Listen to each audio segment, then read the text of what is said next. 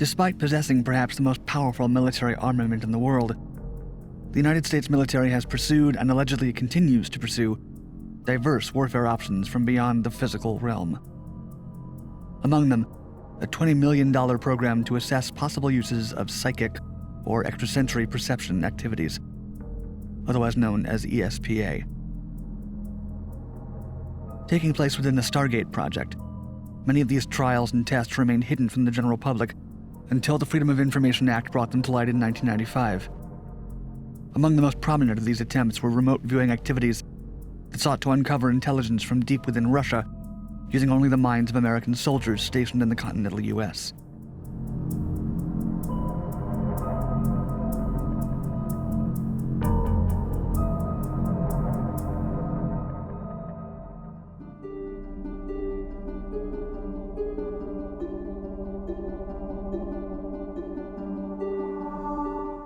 The idea to integrate extrasensory espionage and psychic warfare techniques into the Army was not a uniquely American project.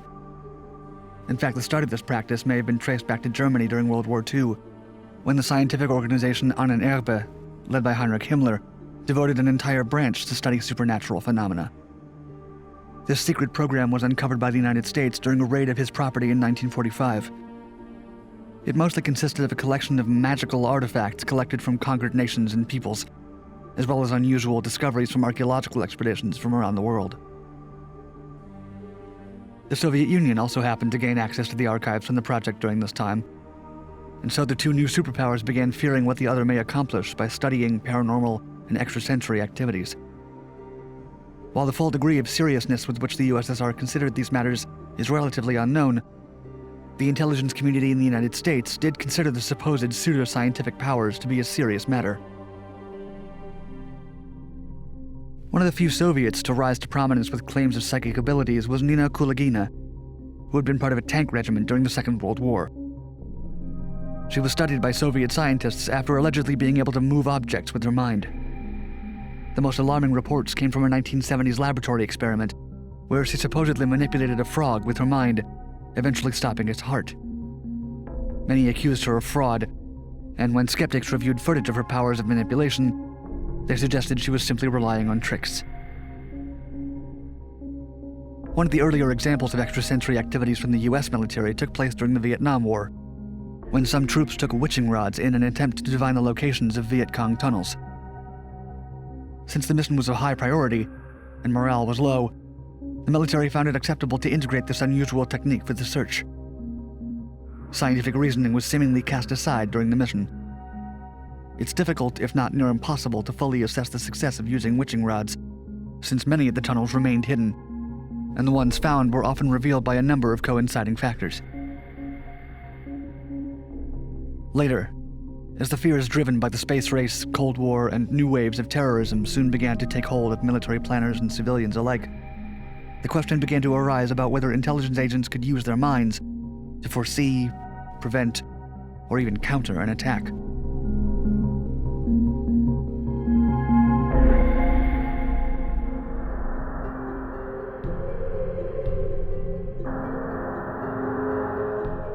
In the late 1970s and 80s, the majority of the extrasensory projects that the CIA and Department of Defense delved into sought to test and apply remote viewing, or RV. This type of psychic skill attempts to gather impressions, clues, images, or other information about an unseen, miles-away target through nothing other than mentally applied extrasensory perception. The term remote viewing came from physicists Harold Puthoff and Russell Targ from the Stanford Research Institute, and they worked hard on having it be differentiated from clairvoyance, which was seen as an illegitimate skill at the time. At first, they worked through private funding from the Institute of Noetic Sciences and the Parapsychology Foundation, and their paranormal investigations often focused on test subjects who were perceived to be possessing an innate talent for RV. As the CIA became interested in their work, their operations expanded to official government facilities in collaboration with the intelligence agency. One test subject, a secretary named Rosemary Smith, took part in a small project run within Wright-Patterson Air Force Base. At the time, the US government was looking for a Soviet bomber that had fallen in the African jungle. Satellite images and CIA intelligence had failed to locate the satellite, and in 1976 it was decided to give the RV operation a chance to look for it. Rosemary Smith believed she had psychic powers, and according to journalist Annie Jacobson's book Phenomena, The Secret History of the U.S. Government's Investigations into Extrasensory Perception and Psychokinesis, Rosemary, quote, was able to draw maps that pinpointed where this aircraft was within a few miles.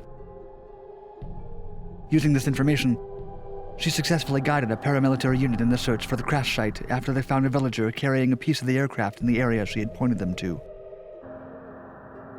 Yet not everyone was sold on the idea of funding an extrasensory project for American intelligence. Representative Charles Rose, the chairman of the Intelligence and Oversight House Subcommittee, spoke out about this possibility, saying, quote, "Some of the intelligence people I've talked to know that remote viewing works, although they still block further research on it, since they claim it is not yet as good as satellite photography. But it seems to me that it would be a hell of a cheap radar system. And if the Russians have it and we don't, we're in serious trouble."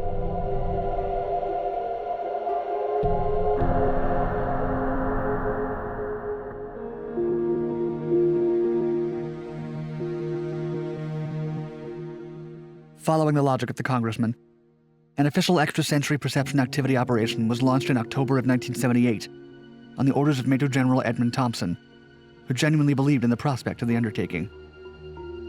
Of it, he said, quote, "I never liked to get into debates with skeptics, because if you didn't believe that remote viewing was real, you hadn't done your homework." The project was overseen by Lieutenant Frederick Holmes Atwater, a self-reported psychic headhunter, until 1987, with the understanding that it would be an inexpensive and passive undertaking. The program, codenamed Grill Flame, was carried out at Fort Meade in Maryland. It was run with support from Major General Albert Stubblebine III, who was eventually in full control of the project. Major General Stubblebine strongly believed in the promise of what remote viewing could deliver to the intelligence community. It's thought that it was only because of him that the project survived, since skepticism existed within the military as it transitioned the project out of the budget to make it only a Defense Intelligence Agency endeavor. As stated in a declassified summary released by the CIA from 1981, quote, "Grill Flame is an Army and DIA jointly financed effort to study novel intelligence collection techniques that will help to identify the capabilities and vulnerabilities associated with paranormal phenomenon having military applications." The team of supposedly psychic individuals was small, at no time larger than 20, and worked out of buildings 2560 and 2561 at Fort Meade, as well as makeshift wooden barracks. While many of their practices focused on uncovering Soviet intelligence, they also tried to locate U.S. war prisoners in Vietnam, Laos, and Cambodia, with varying degrees of success. One of the more promising RV sessions happened in September 1979, when the National Security Council asked for information on a naval Soviet base. The viewers were given a sealed envelope containing a photograph of the base. One of the viewers reported mentally accessing images of a building by a shoreline smelling of industrial products. Within the building, he could see a coffin-like weapon which he described as having shark-like fins. Surprisingly, a few months after the experiment, satellite imagery confirmed that the USSR had built a ballistic missile submarine at the base, the Akula, which translated from Russian means shark. This particular incident inspired the book by John Ronson, The Men Who Stare at Goats, and the subsequent film adaptation. Two other high-priority projects that were undertaken by the members of Grill Flame were the attempted location of Libyan dictator Muammar Gaddafi and Manuel Noriega, the military dictator of Panama. As Gaddafi was not captured until the 2011 uprising, it suffices to say that locating him through RV was unsuccessful. As for Noriega, he evaded capture as the members of Grill Flame tried to find him for 3 years. Noriega was only later discovered after he had been granted sanctuary at the Holy See's embassy in Panama. The projects and experiments regarding remote viewing were and continue to be largely criticized for their lack of scientific rigor or support. The viewers were never told whether they had any degree of success, as it was believed that this knowledge might interfere with their morale, and therefore their powers.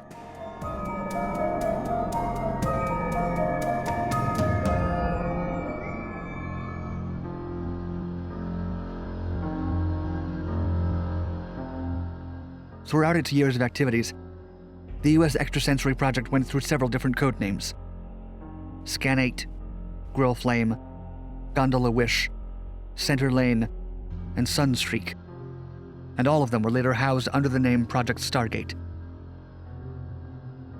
Aside from remote viewing, the participants also delved into psychoenergetics, which seek to affect or communicate with a person, animal, or object placed remotely.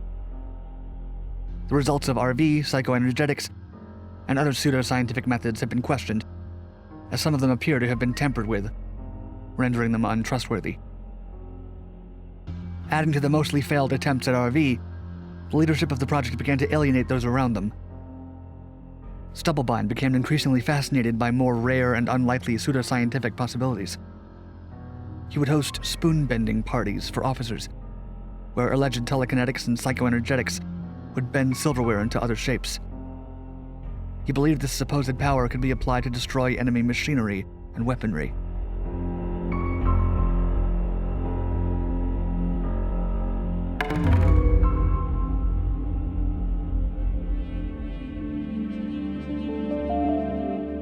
The Stargate Project was terminated in 1995, when the CIA released a report confirming and concluding that no applicable use had been found from these practices for intelligence operations. The release also stated that the data provided by the program was inconclusive, and often vague or irrelevant. The report raised concerns that the leadership of the project may have tampered with the results, so the project could continue. Due to the Freedom of Information Act, most of the documents pertaining to Stargate have been released by the CIA and are accessible to the public, totaling almost 12,500 documents. Yet the United States may not be done with research and development of extrasensory perception activities. In 2014, the Office of Naval Research launched a $3.85 million program to explore intuition, inspired by a number of incidents, including one in 2006 from the Pentagon, claiming that Staff Sergeant Martin Richburg had used it to stop an improvised explosive device. A naval program manager, Commander Joseph Cohn, referred to it in an interview with the New York Times as a sixth sense or spidey sense that alerted them to an impending attack or IED, or that allowed them to respond to a novel situation without consciously analyzing the situation.